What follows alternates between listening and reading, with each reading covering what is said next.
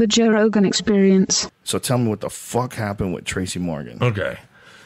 I'll preface this. I want to be safe and preface this that my buddy Jay Moore does tell this on stage. We have an agreement. He's my friend. He's not a thief. Okay. I know that Jay is concerned about that, but he told me he's not telling the story anymore. And it did happen to me. So I don't give this is a true story. So this is a true story. It's a true story. So I was a young comic working at the Boston Comedy Club, working the door. In New York. In the Village. And I used to party with all the black comics because You like to. Yeah.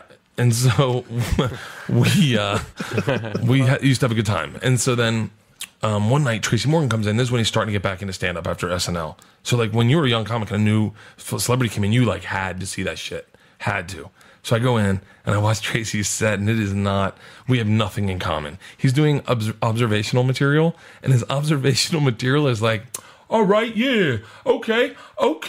Who remembers finger fucking by the handball courts? and I'm just like, and he thinks that's a shared experience, like losing a sock in the dryer. Right. But like everyone else, and then he walks you through it. He's like, you put that bitch up against the wall and just pussy pop that bitch. You wouldn't even kiss her. Put your arm in your own stank. And now you have a visualization of like Precious getting boxed out at a handball court, making eye contact with passerby, just getting her pussy blown out by Tracy Morgan. Oh, God. But then he comes on stage and he's like, fucking, yeah, I'll hit that, man. I got this new bit about my dick being so pretty you can suck it with the lights on. Which is a genius statement because I've never had a blowjob in the light, but he just didn't word it right? So my dick is so pretty you can suck it with the lights on. Yes.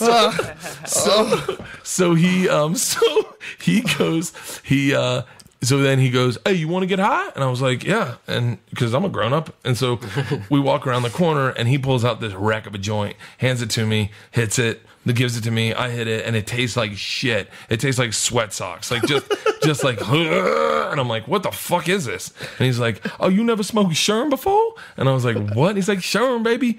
Angel dust, PCP. You never smoked Sherm before? And I'm like, you just gave me fucking PCP? Like, how did you know? Who ever taught you how to get high? Like, oh my God. So I panic bad, like hardcore anxiety attack. I go back to the club. I go to this older black comic who was and still is one of my good friends. And I go, hey man, Tracy just gave me PCP. He's like, oh, let me tell you something, shorty. Tracy doesn't smoke PCP. He's fucking with you. I was like, what? He's like, he's just smoking pot. He's fucking with you, though. He's just getting in your head. And I was like, no, I smoke PCP. I'm feeling weird. And he goes, whatever you do, shorty, don't go to your house. You hang out with us tonight. So I'm like, all right. So I do my set. I bomb. We all go out. And Tracy is in downtown Soho, like right on Houston, right?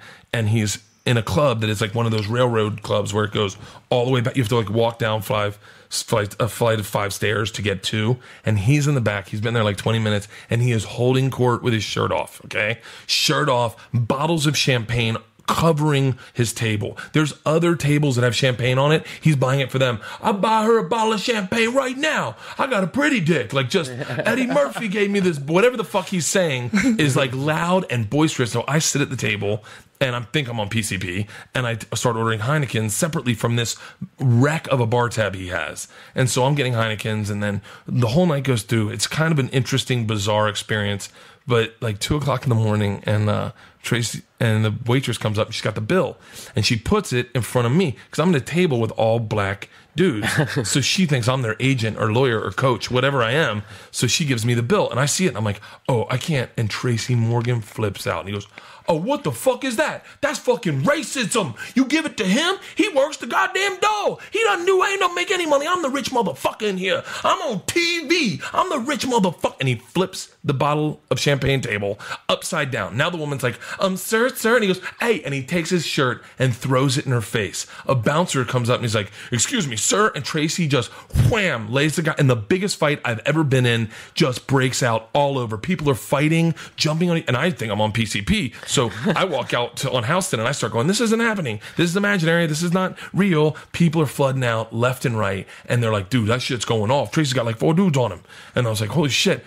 A minute later, the doors kick open and Tracy Morgan is launched out of the club by the back of his neck and the seat of his pants, just up onto the street. They put his shirt on him? No, up on the street, shirtless, laying at my feet on the sidewalk. Doors closed. Second later, doors kick back open, and Tracy's shirt comes out end over end and lands on his head, and it's silent. And we're looking at Tracy like, fuck, this is crazy. All of a sudden, he looks up, stands up, takes his shirt, snaps it, and he goes, now that's how you get out of paying a check. This guy's crazy like a fox. He's the he fucking just walked out on a $6,000 bar. Holy shit. Getting kicked out of the bar. But He really did that? That's all. That's awesome. I mean, did he ever have to pay for it? Whatever. I have no idea. I mean, I never. Here's the thing. I only met Tracy once. That was. You don't hang out with a dude more than that. Oh, I would never leave that guy's side. Oh, I would have to be hanging out with him every day. I would have to be hanging out with him all the time. Yeah.